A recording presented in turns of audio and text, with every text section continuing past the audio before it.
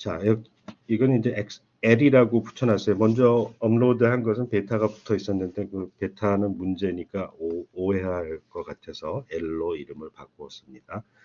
자, 이 L 시리즈는 주관식 문항으로 되어 있고 여기 예를 들어 요런 거, 요게 이제 베타에 나오는 문항을 예시로 보여주는 거예요. 이런 문제가 그 20문제가 나올 거다라는 걸 예측하라는 거죠. 그래서 X1L, 그 XNL 렉처에서 거의 베타 문항의 티피컬한 베타 문항 한 3개에서 5개, 2번씩 하니까 막 뭐 7, 8개, 심지어는 뭐 10개 그 정도의 힌트가 드러나 있고 이런 식의 문제가 아니라 이걸 이해하면 너무 쉽게 풀 수 있는 객관식 문제가 나온다는 점을 이해하면 좋겠고 베타1을 여러 번 그 무제한 응시가 가능하니까 그 베타1을 보면서 그것을 잘 파악하기 바랍니다. We assume 1 cm measured at A하고 B라는 데서 1cm, 1cm를 쟀는데 우리는 자를 갖고 여기저기 갖다가 대면서 길이를 재죠. 자, 그러면 그 1cm와 1cm가 다 같다라고 하는 것은 무엇과 관련된 것이냐? 먼저 우리는 그 물리는 시간과 공간 그리고 물질에 대해서 얘기를 하죠. 그러니까 어떤 파티클 또는 뭐 웨이브 뭐 이런 물리적인 오브젝트들이 물건들이 시공간을 어떻게 돌아다니는가에 대해서 이해하는 것을 목표로 하는 것이 물리학이에요. 그래서 그 수학에서 배우는 모든 것을 다 필요하죠. 왜냐하면 시간과 공간에 숫자가 나오는데 사람들이 많이 오해를 하는 것은 물리를 거의 배우지 않는 사람들이 너무 많다 보니까 그 여러분들이 고등학교 때까지 심지어 대학교까지 수학과를 제외한 모든 곳에서 배우는 수학이 수학에서 출발한 것이 아니라 물리에서 만들어낸 것을 전혀 모르는 사람들이 많아요. 그래서 수학을 안 배워서 수학을 잘 몰라서 물리를 못하는 얘기를 하는데 뭐 일면은 맞지만 물리가 훨씬 더 어려운 문제예요. 왜냐? 수학은 배워서 그걸 계속 울고 먹으면 돼. 왜? 수학은 절대로 틀리지 않으니까. 하지만 물리는 틀릴 수가 있어. 사람이 만든 것이기 때문에. 물론 사람이 수학도 사람이 만든 거고 물리도 사람이 만든 것인데 근데 수학은 사람이 안 틀리도록 만든 인간이 만들어 놓은 세계 속의 논리 구조를 갖고 있기 때문에 그 안에서 논리의 오류가 있으면 안 되는 거죠. 하지만 물리는 세상을 수학적인 논리로 풀어내려고 하기 때문에 세상이 어떻게 되어 있는지 모르는 주제인 사람이 그런 구조를 가상적으로 만들어. 그걸 모델이라고 하는데 그런 모델이 맞을 수도 있고 틀릴 수도 있고 거기에 철학과 어떤 종교까지 들어가게 되면 프레주다이스, 어떤 편견이 생기면서 예를 들어 갈릴레오 갈릴레이가 지구가 태양을 돈다라고 얘기했는데 아니면 죽일 놈이 돼버리고 이러는 거지. 아무튼 시간이 지나면 그 잘못된 물리가 깨어지고 예를 들어 그런 물리가 어떤 거죠? 메타피직스. 아리스토텔레스로 대변되는 그 사람은 과학을 했다라고 하는데 과학을 하는 척만 한 것이지 사실은 그들은 무엇을 만들어 놓은 거 아니?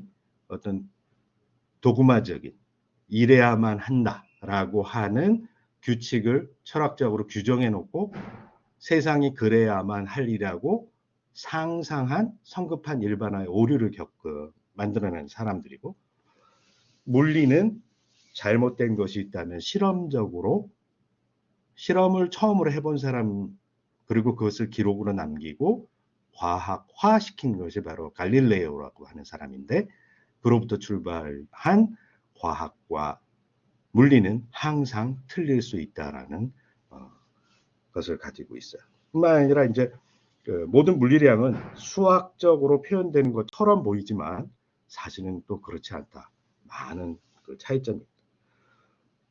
먼저 우리는 공간에 대해서 이해를 해야 된대. 공간 속에 시간이 흐르고 그 시간이 흐르는 사이에 물질이 이동을 하게 되는데 그러한 원리를 탐구하는 것이 물리학인데 일단 공간에 대해서는 수학적인 방법을 활용한다.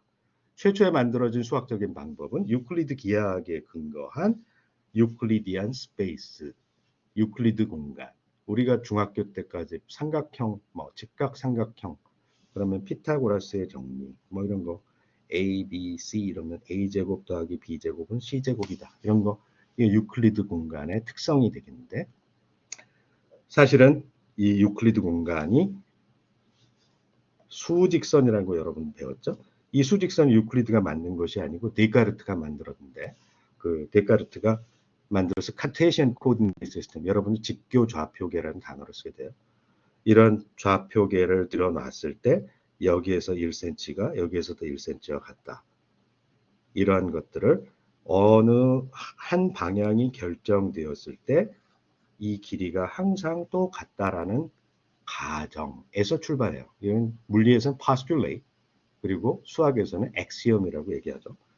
자, 이렇게 유니폼하다라는 거, 균일하다라고 하는 거, homogeneousness, 그러니까 균등하다. 뿐만 아니라 요걸 이제 각도를 줘가지고 이런 선을 그어서 여기에 이렇게 1cm 여기도 다 같다. 이건 등방성이라고 하죠. isotropic. 유클리드 공간은 아이소트로픽하고 homogeneous하다라고 하는 그런 아이디어에서 이런 것들이 같다라고 하는 것을 이야기하고 있어요. 그런데 사실은 그렇지가 않아. 훨씬 더 엄밀하게 들어가게 되면 speed of light, 광속에 가까운 속도로 이렇게 우리가 날아가게 되면 또 그렇지 않다. 이 세상은 유클리드 공간이 아니라 시간과 세계의 공간 차원과 따로 노는 시간 차원이 그냥 억지로 연결된 것이 아니라 시간과 공간이 뭉뚱그려져서 함께 변환된다라는 사실을 아인슈타인 상대성 이론에서 알게 되었고 시간과 공간 4차원이 다음과 같이 섞인 민콥스키 공간이라고 하는 것을 우리가 사실 알게 되었어요. 지금 이번 학기에는 우리가 이것을 공부하지는 않습니다. 자, 여러분 수학을 못해서 물리를 못한다라고 하는데 이 내용을 잘 읽어보면 이런 얘기예요.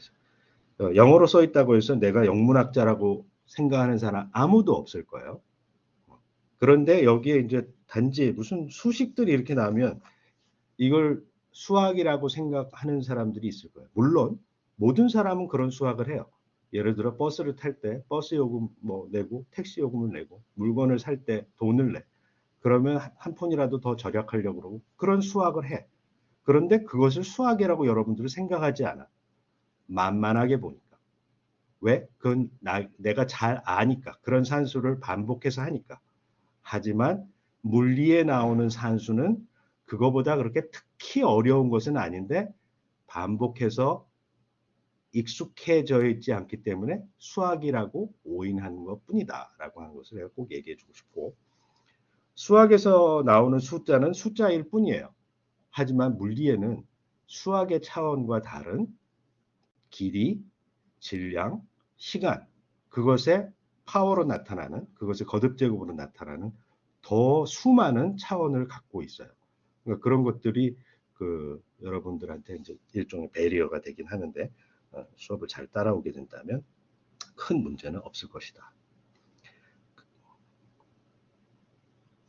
SI prefix는 그 거듭 10의 거듭 제곱이에요.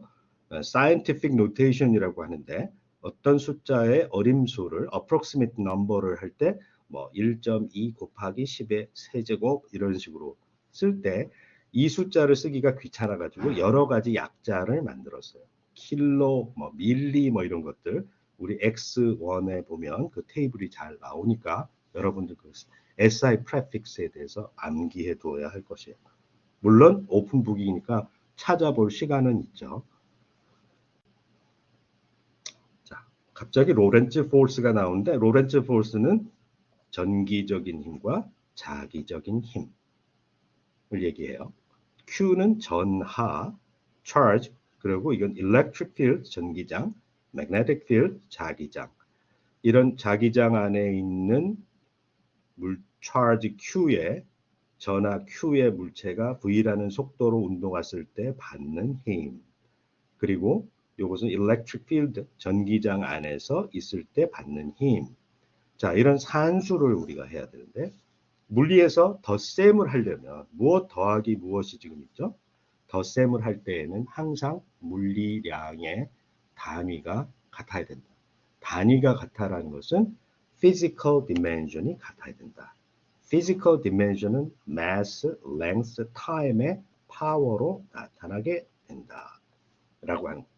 자, 그러면 이 두 개의 숫자를 더하는데 electric field와 magnetic field의 dimension이 같다면, 차원이 같다면 결국 요 QE, QB가 같다면 여기 V가 하나 더 들어가 있기 때문에 더했을 때 이 두 개의 차원이 어떻게 돼?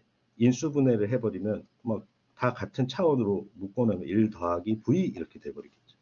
1과 V는 더할 수 있느냐의 문제로 바뀌게 되는데 이 V라고 하는 것은 길이 나누기 시간이기 때문에 물리적인 차원을 갖고 있다.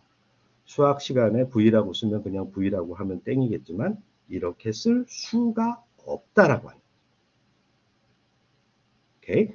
어떤 숫자 두 개를 더한데 A 더하기 B라고 하는 것이 정의가 되려면 수학은 항상 숫자만 갖고 있기 때문에 언제나 더할 수가 있어요.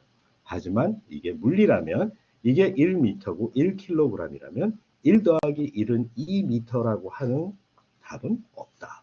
이게 1m도 아니고 1kg도 아니고 이런 것은 존재하지 않는다. 이런 것들을 잘 구별할 수 있어야 된다라고 하는 거예요. 그 예가 5번 문제에 나오게 되죠. 자, 이건 속력 또는 속도에 해당하겠지. 방향이 결정되어 있다면 이것과 A와 B, 질량과 서로 다른 것이니까 더할 수가 없어요. 예를 들어 1,000원과 더하기 1달러는 할 수 있어. 물론 이게 1001원이나 아니면 1001달러는 아니지. conversion factor라고 하는 게 있는데 곱하기 1을 해서 1달러는 몇 원, 오늘 환율 얼마 나온지 USD 1이 몇 원인가 XX1 이렇게 해가지고 단위를 통일한 다음에 숫자 산수를 해야 되겠지. 심지어 같은 물리량이라고 하더라도 서로 다른 유닛을 사용하게 되면 산수를 함부로 하면 안 되고 이건 더 심해서 단위뿐만 아니라 차원 자체가 다른 산수를 함부로 하려고 하면 안 된다라고 하는 얘기를 해주고 있는 거예요. 또 어떤 때는 What are the physical dimensions of work? 이 일이라고 하는 것은 힘 곱하기 거리로 정의되는데 이것의 dimension, physical한 dimension이 뭐냐? 이 물리적인 차원이 얼마냐? 힘 곱하기 거리를 해야 돼. 그럼 힘의 차원이 무엇인가를 알아야 될 거고 힘은 질량 곱하기 가속도. 가속도라고 하는 것은 속도의 시간 미분. 그러면 위치를 한번 미분하면 속도가 되고 속도를 한번 또 미분하면 가속도가 되는데 그래서 질량 곱하기 가속도는 거리가 되는 요거 하나가 있고 그 다음에 시간을 2번 미분하니까 이게 시간이 밑에 분모에 2번 들어가니까 시간이 마이너스 2. 그래서 질량 곱하기 거리 나누기 시간의 제곱의 차원을 가지고 있다. 그냥 달랑 숫자만 갖고 하는 게 아니라 물리에서의 산수는 꼭 그 차원을 물리적인 차원을 고려해야만 한다. 수학에서의 차원이란 예를 들어 우리가 수직선 상에 있는지 두 개 XY 평면상에 있는지 이럴 땐 2차원이라고 하고 XY Z를 해서 3차원 공간이라고 한다. 그 차원인데 물리의 경우에는 수학적인 차원에다가 질량, 길이, 시간에 의한 차원을 다 고려해야 한다는 것이 있다. 자, 여러분은 그 뉴턴, 라이프니츠 이런 사람은 잘 알죠. 이 사람들이 이제 물리학자예요. 이런 사람들이 이제 물리를 만든 거지. 이들은 옛날엔 수학도 하고 철학도 하고 다 했어. 그래서 예를 들어 캘큘러스, 디퍼런셜 이퀘이션 이런 것들은 모두 다 물리학자가 만든 거예요.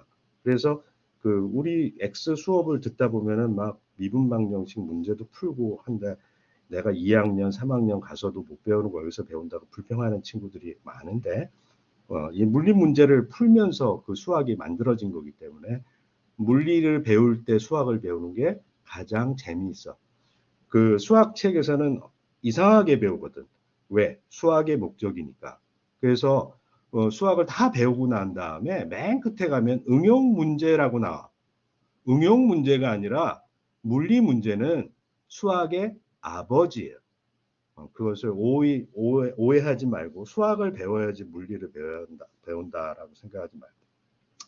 자, 라이프니츠는 우리가 D라고 하는 거, X 하면 F 프라임 뭐 이런 거가 있고 어떤 때 F 닷 이렇게. 요 점을 찍는 것은 뉴턴이 만들어낸 거고 프라임이라고 하는 것은 라그랑지가 만든 거고 그 다음에 이제 DF, DX 이렇게 한 것은 라이프니츠가 만든 거예요. 라이프니츠와 뉴턴이 싸움을 했어. 그래서 누가 캘큘러스를 만들었냐라고 싸우는데 우리 테일러 시리즈라고 하는 거 있죠. 전개를 해서 파워 시리즈로 함수를 전개하는 엔서드 데리버티브를 이용해 가지고 함수를 전개하는 방식에 대해서 얘기한 사람인데 테일러가 영국 사람이라 또 뉴턴 편을 들어서 그렇게 하여튼 대대적인 국가적인 그 전쟁을 했는데 총칼로 싸우는 게 아니라 입으로 싸운 거죠. 근데 이제 우리는 대부분 이런 표현을 쓰죠. 라이프니츠의 방식이 훨씬 더 효율적이야. 어떤 때에는 짧게 쓰니까 이런 게 더 좋을 수도 있죠. 아무튼 우리는 곱에 대한 미분을 할 때 다음 같은 룰을 적용하게 되는데 X에 잘 들여다보면 미분법 또 고등학교 지금 여기 이제 문과 학생들도 있죠. 문과 학생들이 있어가지고 또 미분 적분이 괴로운 학생들이 있을 텐데 어느 정도 감수를 하고 좀 공부를 시간 투자를 해야 돼요. 우리 보면 ESA라고 하는 게 있어요. Escape from Scientific Absurdity라고 하는 과목에 우리 홈페이지 가면 General Physics 홈페이지에 가면 ESA가 나오는데 여기 시리즈 A, B가 나와. 그리고 지금 내가 거기서 강의할 것은 시리즈 C인데 A와 B에는 아주 기초적인 수학 그리고 디퍼런셜 이퀘이션을 아주 손쉽게 푸는 방법, 매트릭스 접근 어떤 표기 방법 이런 것들이 잘 정리되어 있으니까 필요할 때마다 참고하게 하기 바라고. 자, 여기 닷은 시간에 대한 미분, 특히 시간에 대한 미분을 닷으로 표현해요. 이건 뉴턴의 방식인데, 자, A와 B가 두 개가 곱해져 있을 때 그것을 미분하면 어느 하나를 미분하고 나머지를 내버려 두고 곱으로 되어 있는 함수의 미분법에 대해서 얘기하고 있는데 이 라이프니츠 룰은 이것을 이제 바이노미얼 익스펜션, 이항정리 이런 것들을 활용해서 훨씬 더 고차로 미분했을 때 어떻게 되느냐. 이러한 룰을 반복하게 되면 앞에 있는 것을 두 번, 요거는 앞에 거, 뒤에 거 하나씩 해서 경우의 수가 달라붙고 그게 이제 바이노미얼 코에피션트. n번 우리가 a 더하기 b의 n 제곱 이렇게 하면 전개하면 나오는 개수가 바로 여기에 다 들어서 나오게 된다라고 하는 걸 기억하면 되겠습니다.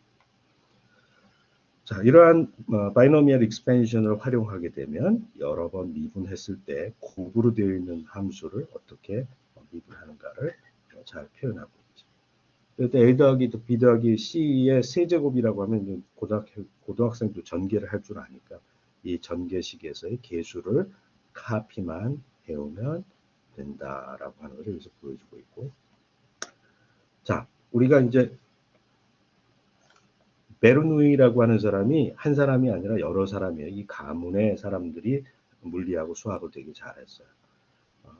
우리가 지금 부르고 있는 오일러 넘버라고 하는 게 있어요. 세상에 가장 간단한 함수가 exponential x라고 하는 함수가 있는데 이런 함수를 여기에서 이제 x에 0을 대입하면 나오는 거예요. 오일러 넘버라고 해요. 이 오일러 넘버를 가장 간편하게 정의한 사람이 베르누이라고 하는 사람이에요.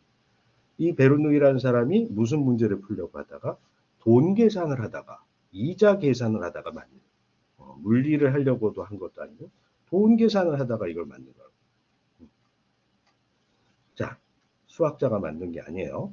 자, 그런데 이 숫자를 갖고 우리가 여러 가지 생각을 할 수가 있어요. 왜냐하면 물리 문제에서 equation of motion, 운동 방정식을 풀 때 이런 문제가 되게 많이 나오고.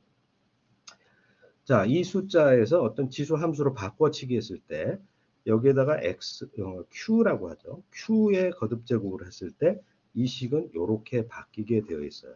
편의상 q가 0보다 큰 것을 고려를 하고 0일 때 0보다 작을 때 모두 다 문제를 잘 풀 수가 있는데, 자, q를 대입했을 때 예를 들어 이것이 1 더하기 n분의 1의 n제곱인데 여기 q를 곱하니까 그래 QQ 이렇게 하면 똑같은 값이 되는 거죠.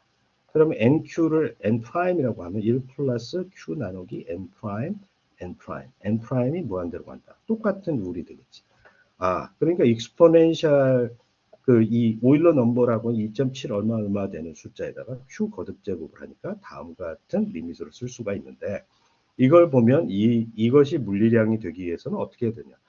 수학을 할 때는 모든 게 숫자니까 걱정하지 말라고 했죠. 하지만 물리는 그렇게 쓸 수 있는 경우와 아닌 경우를 구분할 수 있어야지 돼. Q가 아무거나 수학하는 사람들처럼 해피하지 않아. 왜? 물리적인 차원은 수학의 차원보다 무한대 많기 때문에.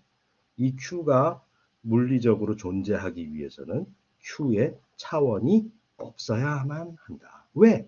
이 식 자체가 보여주고 있죠. 1 더하기 무엇이라고 했는데 1은 차원이 없는데 Q 나누기 N이 차원이 있으면 말이 안 되는 거지. 그러면 1cm와 1kg을 더하는 거와 똑같은 문제가 되어버리니까 이런 것은 하면 안 된다. 그래서 익스포넨셜에 들어가는 Q는 dimension, this여야 한다. 이런 것들이 매우 물리적으로 중요한 것이 되겠어요. 같은 원리로 sin of x, cosine of x 이런 sinusoidal function 삼각함수에도 이거에 수학에서는 x라고 하지. 그런데 물리에서는 x가 보통 displacement, 위치, 거리 뭐 이런 것들을 얘기하기 때문에 이게 길이 단위를 갖고 있는 거예요. 사인이나 코사인 안에 들어가면 꽝이다. 그런 걸 쓰면 안 된다라고 하는 것을 얘기해 두고 있어요. 뿐만 아니라 그것이 infinite product이기 때문에 이걸 계속 무한히 곱해야 되는 건데 숫자를 계속 곱해야 되는 거니까 더더욱이나 이것은 무한히 곱하는 것이 어떤 차원을 갖고 있다는 것은 차원이 없을 때에만 infinite product가 정의가 될 수 있다라고 하는 거죠.